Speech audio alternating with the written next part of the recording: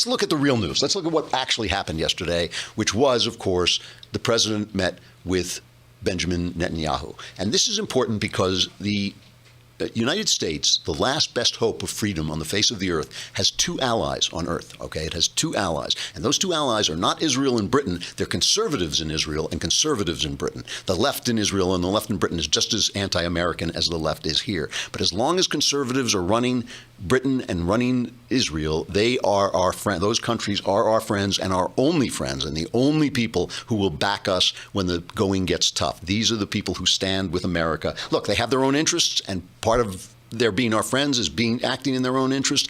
But this is a guy that this is a country that we need on our side and has always been on our side until our old friend Barack Obama came.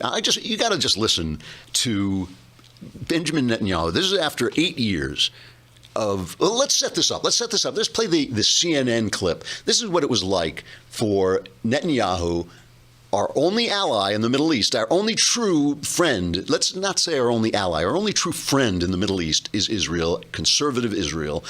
This is CNN's report from 2011 on what it was like for him under Obama. An open mic during last week's G20 summit caught President Obama and French President Nicolas Sarkozy complaining about Israel's prime minister, according to a report by Reuters. "I cannot bear Netanyahu. He's a liar," said Sarkozy. Obama, according to a French interpreter who was translating his remarks, replied, "You're fed up with him, but I have to deal with him even more often than you." The president didn't exactly come to the defense of Netanyahu, whom he most recently saw at the UN in September. It's not surprising, says Martin Indyk, who served as U.S. ambassador to Israel during the Clinton and Bush administrations. It reveals the inner feelings of the president towards Prime Minister Netanyahu. I don't think it's any secret that these two leaders have not gotten on, basically, from their first meeting on. And an Oval Office encounter this past May further revealed the frosty relationship between the leaders. While Israel is prepared to make generous compromises for peace, it cannot go back to the 1967 lines. Netanyahu essentially lecturing a stern-faced President Obama.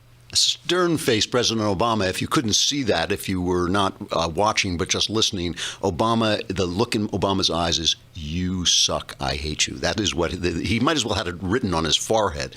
And remember, Obama, look, he cashed this check when his administration was coming to an end. He stabbed Israel in the back by letting the UN pass a resolution condemning the settlements and basically saying it was illegal for Jews to settle in Jerusalem, which would be funny if it weren't tragic. Now, I just wanted to play that to compare the look, and you can hear it in his voice. You don't have to see this, but the look on Netanyahu's face yesterday and the way he's talking about Donald Trump is cut three. Listen to this.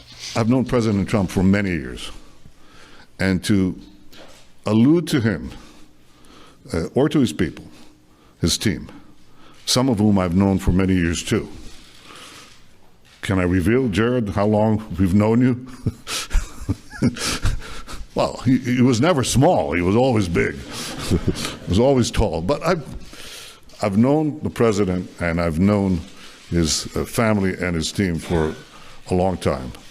And there is no greater supporter of the Jewish people and the Jewish state than President Donald Trump. I think we should put that to rest. It's Uncle BB is here, Jared. He looks like this Jewish troll, you know. He's like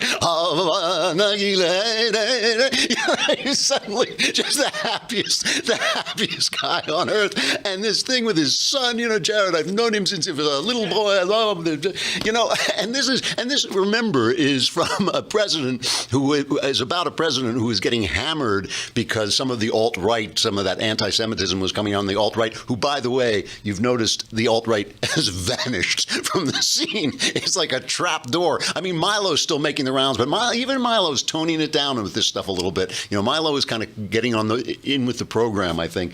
But this, it was like the alt-right was standing there, you know, we back Trump, 100%, and then the trap door opened, they were gone. You know, that was the end. And now he's back with his pals because half of Trump's family is Jewish. All right, I got to say goodbye to Facebook and YouTube, but come on over over to thedailywire.com and listen to the rest. You could watch the rest if you would subscribe. It's only a lousy $8 a month.